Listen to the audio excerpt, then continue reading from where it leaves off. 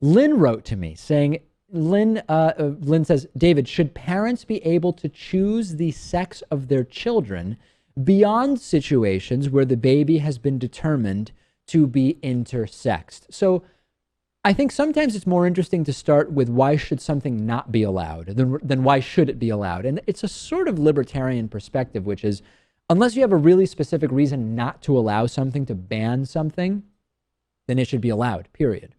And unfortunately, the points against gender selection often devolve into slippery slope arguments. Like, for example, if you were able to choose the sex of your child and it was allowed, next thing you know, parents would be able to, because science will advance, select anything they want about their children. And you are going to see less diversity in terms of the way people look. And you're going to see a very homogenous and boring society. And there are going to be problems in terms of people sort of having the same physical identity in some ways, or everybody's going to be sort of have DNA altered to be smarter in the way that we've talked about being potentially possible in the future. There are also arguments which say sex selection in this way is a frivolous use of medical resources. There is some finite amount of medical resources that exist, and allowing parents to pick the sex of their child is just sort of a misuse because it's not necessary, it's not relevant, it's not something that should happen. And then this sort of leads into one of the more common arguments I hear, which is we just shouldn't interfere with the lottery of childbirth.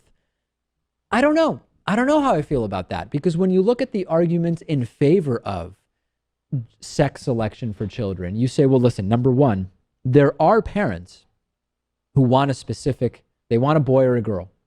And you may have situations where you will prevent either abortion or infanticide because parents got the baby that was not the sex that they wanted. So by allowing them to pick, you're going to reduce the number of parents that either choose abortion or infanticide at some point during the fetus or baby's life. Okay, that's interesting. There's something to that. Another argument, and this is more of a practical argument, is if you don't allow it, but it becomes medically possible, people are going to find a way to do it, and it will be unregulated. It will be the equivalent of the back alley abortion. You are way better off if you concede you can't prevent it definitively in regulating it and saying, okay, here are the guidelines we've established for safe and ethical sex selection. Here is how, where, and when it has to be done, or whatever. I don't know. Okay, so that's sort of a practical argument.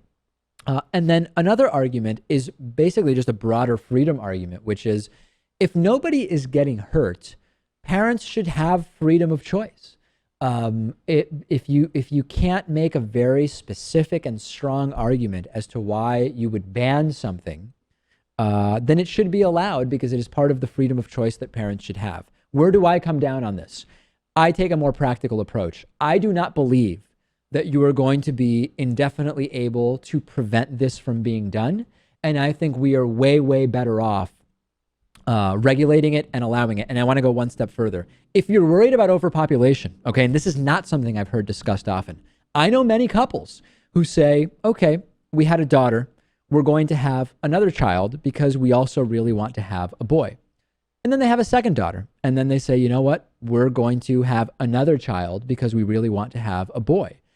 If they had been able to select a boy for that second child, it would be very unlikely that they would have continued having children. And if you have a concern about consumption of resources on Earth, if you have a concern about overpopulation, then this is a way to sort of allow a control for that by allowing people to just have the children that they want, and that's that. Now, you can make a counter argument, which is, well, what if parents really want to have a child that is over 6 feet tall?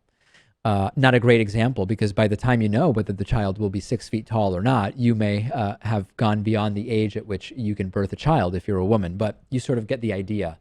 How far can you go with this idea of, hey, you should just be able to pick everything?